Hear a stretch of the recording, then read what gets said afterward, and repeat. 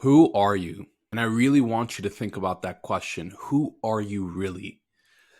And for most people, if I was to ask this, they would give answers such as I'm a good guy, I'm a good woman, I'm a good husband, I'm a good father, I'm a good all of these different labels. I'm an athlete, I'm this, I'm that. And these are all things that you say, these are all things that you do, these are all things that you think, these are all things that you feel. But it's not who you really are. When it comes down to it, you are essentially the witness of your own life, of your own movie. But at the same time, you are the scriptwriter of this movie. You are the director of this movie. You get to play this movie as all parts of the movie, right? You are the person who writes the script, the person who directs it. You're the person who is the actor in it as well. It's almost very similar to playing a video game. And this is a really important concept to understand because a lot of people get frustrated in their own life and they quit early. They're too focused on the minute details of their life. They're too focused on who they are, what they think, what they feel. And this brings about a lot of daily frustration to the point where they just kind of give up on life. They're not doing the things that they actually want to do. They're not scripting the movie, directing the movie, and acting in the movie the way that they want it to go. Now, why do I bring this up? Because if the concept of you are the witness of all of these things, you are the scriptwriter, the director, and the actor, the movie that you're currently watching is selected by you. All parts of this is selected by you. The entire script, the way that it's being portrayed, the way that you're acting in this movie, this is all your choice. And this is a harsh statement to accept, but this is the reality you have currently chosen. This is not given to you.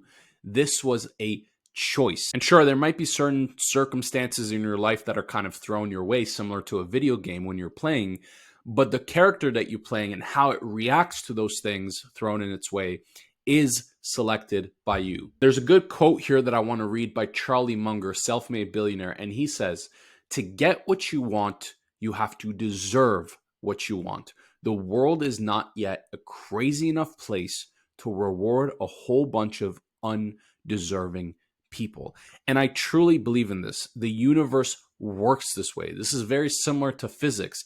It's almost impossible, if not impossible, to break the law of physics. Things work the way that they're supposed to work. So you deserve to have everything that you have. You have to accept this. This is part of the process to actually getting ahead of everybody else. You have to accept everything that's happening in your life right now is selected by you. The frustration, the anxiety, the bad habits, the depression, anything that you deem as negative is selected by you. And all of this is happening for a very distinct reason. It's either there to catapult you into a new person or serve as lessons to be used in the future. And when you come from the frame of understanding that all of this is selected by you, you realize that you have full control. You realize that you can take full responsibility and act in any way, direct the movie, script write the movie, and have the actor act in any way that you want. So how do we direct this movie to get ahead of 99% of people in the world while most people are just kind of lulling through life and they lead lives of quiet desperation? How do we actually get ahead? How do we become the idealized 2.0 version of ourselves that we want to be? The first thing that you must really accept is that you must become a master of your craft. You know, most people are setting goals, New Year's resolutions, and all of those things are cool. I do them as well, but they don't mean shit. At the end of the day, what really matters in this world, the people who have made the most difference are ones who have one thing and one thing only: mastery. The people who are known for actually being ahead of others, being legends, are those who became so good at what they did that they were hard to ignore. This not only brings about self-admiration, where it feeds into a constant confidence loop, where as you become a master at what it is that you're trying to achieve in your life, you just admire yourself more and more. You feel confident in yourself more and more. You feel more certainty and conviction, but also you serve as an admiration point for other people. For example, when I became a dating coach and I started putting out tons of different infields and content, essentially showcasing the risks that I was taking, the level of mastery that I was willing to actually go for this specific thing. And I'm not a huge YouTuber or anything, but I started having people come up to me in person, saying how much I've inspired them, how much the content has been helpful to actually help them take action. And this is what I essentially built my first business off of. People were willing to pay me tons and tons of money just to show them the small sliver of that pie of mastery, so that one day they too can hopefully just get a taste, even for a moment, of what mastery feels like. So then the question becomes, how do we become a master of our craft? How do we become a master at the thing that we're trying to achieve? And the only way that I've found you can actually do this is by removing all distractions that has nothing to do with the one focus that you have in your life. You must make a decision that every thought, every emotion, every action is dedicated towards your craft. And this is simply impossible if you're being distracted by other things. When I decided to become a dating coach, I got mentorship. I spent every thought, waking second, money, travel on anything that had to do with that one field in particular. And so I wasn't spending time on social media. I wasn't spending time watching Netflix movies. I wasn't spending time around loser friends who had nothing else going on in their life, who were not willing to become masters of their craft. I was saying no as much as humanly possible to anything that wasn't dedicated to becoming a master. And I not only did this with dating, but I also did this when I wanted to get really good at marketing, when I wanted to get good at sales, when I wanted to get good at content creation. Everything that I've done in my life that has helped me really level up has become by me removing all distractions and putting 100% focus on that thing. You must be willing to sacrifice all your friends. You must be willing to sacrifice, and I know that sounds harsh, but for that time being, your friendships, girls, relationships, even sometimes family needs to be quote unquote sacrificed. You need to spend time away from them so that you can focus on that one thing. And they say becoming a master takes 10 years, but I truly believe that in under 12 months, if you have 100% focus on something, you can get way ahead of 99% of people. You will be in that 1%. You might not be the best at what you do, but you will be in that 1%. And a perfect example of this is like the UFC fighter Khabib.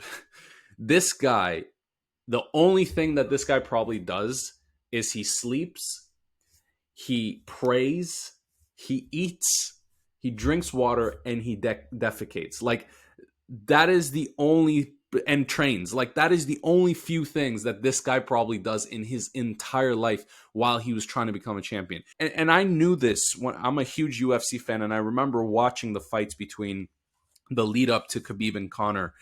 And I remember thinking in my head, Khabib is going to win this. Not off the fact that he's more skillful or talented. I think the other person, Conor, was way more skillful and talented. But off the fact that he has 100% focus. He isn't drinking. He isn't spending time around his friends. He isn't doing anything other than eating, sleeping, defecating, praying, and training. Those are the only things that he was focused on. So how do we do this with our own life? Well, I want you to break down in a 24-hour day, how much time do you actually have? Well, if we take 24 hours, 8 of it we're sleeping, okay? 8 of it we're working, assuming that we have some form of work that we don't necessarily like doing. So really 8 more is left in your life. And with that 8, you have to wash the dishes, do your household tasks, do all of the different things, take a shower, eat food. So really in a given day, you have like 4 hours of quality time that you can dedicate towards mastery. And this 4 hours is what's going to put you ahead of most people. Most people, when they have this 4 hours, they absolutely waste it. So you must be extremely intentional with these 4 hours. So how do we make these 4 hours the best 4 hours of our day. The first thing is simplifying all decisions. Remove any extra wardrobe that you have. And we recently did this, me and my girlfriend, we did a whole spring cleaning. We got rid of like 4 or 5 garbage bags full of clothes because we just wanted to remove any more decision making than is required. Having the same meals daily, making the same choices, having the same calendar set up on a day basis. I use a Google Calendar and I've created routines. I track my progress. I use an app to make sure that I'm actually hitting all of the things that I need to do on a day-to-day basis. And this allows me in that 4 hours to really, really focus and be honed in on my mastery. Now, during this time, you must be willing to embrace rejection, hardship. You must be essentially willing to be absolutely crazy to your craft. And same thing, I always take it back to the dating example because when I was really trying to master that, I dealt with a ton of pushback. I dealt with rejection from women. I dealt rejection from prospects. I dealt with rejection upon rejection upon rejection. And the truth is, also on top of that, I'm from a Middle Eastern family. If you know anything about Middle Easterns, they only want 3 things for you: to become a doctor, a lawyer, or engineer. So to want to become a master of my craft at dating was completely outside of the scope. And that's okay. During this time, you shouldn't have people believe in you. You haven't proven anything. People should, matter of fact, be worried during this time, as my parents were, as my family was, as everyone around me was. It is up to you to become so good at what you do that you are hard to ignore. When I started making a ton of money and traveling and making more than a doctor's salary and doctor's wage, that's when people started to actually believe in me. And think of anybody in history, anybody who has dared to do something great. They have dealt with rejection. They have dealt with humiliation. They have dealt with pushback. In some cases, they've dealt with straight up death.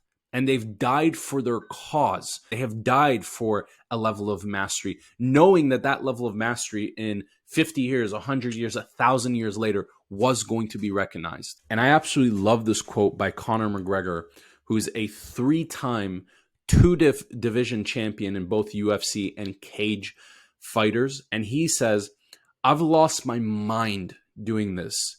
Like Vincent van Gogh, he dedicated his life to his art and lost his mind in the process. That's happened to me. But fuck it. When that gold belt is around my waist, and when my mother has a big mansion, when my girlfriend has a different car for every day of the week, when my kids have everything they ever want, then it will pay. Then I'll be happy I lost my mind. I'll die a crazy old man." Whatever you do, you've got to be a little bit gone to it. You're not all there. You've got to be almost insane to your craft. Now, when people take this journey of self-mastery, a lot of people say, yeah, I want to become a master of my craft. I want to accomplish big things. But they have plan B and they have plan C and they have plan D. And I'm a huge believer in having contingency plans. But when you're trying to become a master at something, you have to have no plan Bs. During this time, you must be willing to get rid of any other plan other than becoming master at that one thing. A plan B is simply a way of saying that this mastery journey is not going to work out for me. I won't be a master at this, and so therefore I need something to fall back on. But in order to become a master, you must be willing and believe that you will become one. This is extremely important because there's a part of our brains called the reticular activating system. Now, the example I like to give is, let's say tomorrow you go out on the road, you start driving for 15, 20, 30 minutes, and you come back. If I told you, did you see any BMWs? You probably wouldn't remember. But if tomorrow you went and bought a brand new BMW, you were extremely excited for it, and you started driving around, you would probably see all of the different BMWs that is similar to your car. Why? Because your reticular activating system, the thing that focuses on one specific thing that's important to you, is going to be around that thing. And so if you have a plan B, chances are you're going to go towards that plan B, or you're not going to really go in on plan A because your reticular activating system is not fully focused on plan A. And they tell this to NASCAR drivers as well. When a NASCAR driver is about to crash, one of the things that they do in training is do not look at the crash site. Because if you're going to crash, you're going to crash anyways. Who gives a shit? So focus on the road, because the chances of you getting away from the crash site is a lot more. You're not embracing for impact. You're not embracing for failure. You're embracing for success. And I wrote this down here because I really love the burn the boats analogy. Andalusi exile Abu Hafs. Okay, this is, I guess, a person. He ordered all of his troops to torch their ships before their conquest of Crete. This was in the 9th century. And the reason why he did this was to tell them, hey, we only have one plan here. We're either going to conquer this or we're going to die in the process. Another incident during the Spanish conquest of the Aztec Empire, Hernan Cortez scuttled all of his ships. He destroyed his ships so that way his men had only one option: conquer or die. And this is right here encompassing no plan Bs. Now, during this time, it's very important that your surroundings, your environment really pushes you to focus on that mastery. And I love the analogy of you are the average of the 5 people that you hang out with the most. This one's pretty self-explanatory, but I'm going to take it a step further. There's an acronym that I call MAC, which stands for Mentorship, Accountability, and Community. Whenever I've swayed away from these things, whenever I've not gotten mentorship on something that I'm trying to master, I'm not having someone hold me accountable, and I don't have a community of like-minded people, I start to die a slow, agonizing death. And what I mean by that is you won't notice your regression. It'll be so slow until it's too late, until you realize you're not a master at that thing anymore, or you're not even close to a level of mastery because you went a completely different path. Imagine a rocket. If a rocket is even 1 centimeter off before it fires off, it'll be in a completely different destination just by 1 centimeter alone. And this is why it's super important to have mentorship so that you can be on that right route, to have someone holding you accountable, and to have a community of like-minded people during this route. Good quote by Dan Pena. He says, if you walk with cripples, you'll learn how to limp. The people that you spend time around is going to be an either make or break of whether you actually get ahead of 99% of other people. The ones that you surround yourself with during this time of conquest of mastery need to be on the same goal. They need to be on the same ship. It's like, if I wanted to man a ship by myself, it would be almost near impossible. There's too many things to handle. But if I have a crew and we're working together on this one ship, then it's a lot more manageable to get to our destination. Which then brings up the last principle, which is you need to become a competitor with 2 people.